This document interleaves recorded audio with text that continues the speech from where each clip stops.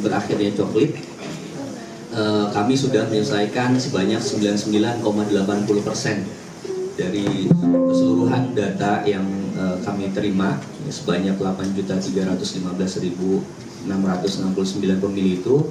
Teman-teman Pantarli sudah menyelesaikan 99,80%. Jadi ada 3 kabupaten kota yang sudah menyelesaikan proses coklit, seperti di KPU Kota Jakarta Timur sudah 100% coklit, kemudian di KPU Kepulauan Seribu juga sudah 100%, dan di Jakarta Pusat. Sisa tinggal Jakarta Barat dan Jakarta Utara serta Jakarta Selatan yang tinggal sedikit lagi untuk kemudian bisa menyelesaikan proses coklit sampai dengan tanggal 24 Juli mendatang.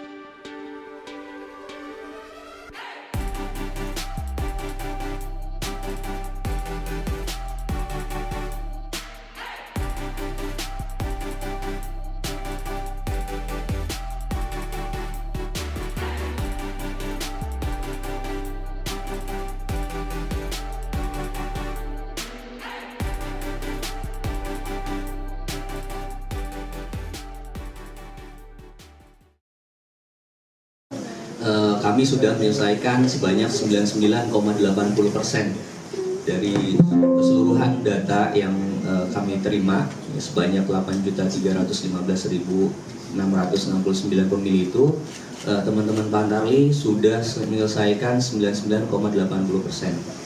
Jadi ada 3 kabupaten kota yang sudah menyelesaikan proses coklit, seperti di KPU Kota Jakarta Timur sudah 100% coklit, kemudian di KPU Kepulauan Seribu juga sudah 100%, dan di Jakarta Pusat. Sisa tinggal Jakarta Barat dan Jakarta Utara serta Jakarta Selatan yang tinggal sedikit lagi untuk kemudian bisa menyelesaikan proses coklit sampai dengan tanggal 24 Juli mendatang. Termasuk juga misalnya temuan Bawaslu mengenai dugaan joki Pantarli. Nah, kami sudah lakukan penelusuran ya ke bawah, teman-teman KPU Kabupaten Kota, PPK, PPS, mengkonfirmasi, mengklarifikasi kebenaran tersebut, dan kami dapati bahwa tidak ada joki Pantarli di DKI Jakarta. Yang ada adalah teman-teman Pantarli ini ditemani sama ketua RT setempat, ya, sehingga ada kesalahpahaman antara teman-teman pengawas di bawah dengan Pantarli kami. Di dalam peraturan KPU nomor 7 tahun 2024, termasuk juga di Juknis keputusan KPU RI nomor 799 tentang petunjuk teknis penyusunan daftar pemilih dalam pemilihan gubernur dan wakil gubernur, termasuk juga di dalam buku kerja Pantarli, memang tidak ada satupun ketentuan yang mengatur tentang Pantarli kami wajib menunjukkan SK kepada teman-teman pengawas, sehingga agak menurut kami agak sesalkan ya ketika misalnya Pantarli kami dianggap ilegal ketika tidak dapat menunjukkan SK-nya. Di dalam Juknis itu memang teman-teman Pantarli dibekali dengan atribut.